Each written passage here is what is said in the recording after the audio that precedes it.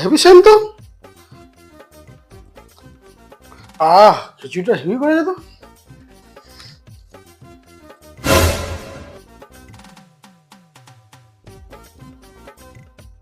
এই দেখো, কালকে রাত্রিবেলা যে বাড়িতে পাল্লা পায়খানা করে ফেললো, সে বাড়িটা কই? ফের আবার হাগা পাচ্ছে।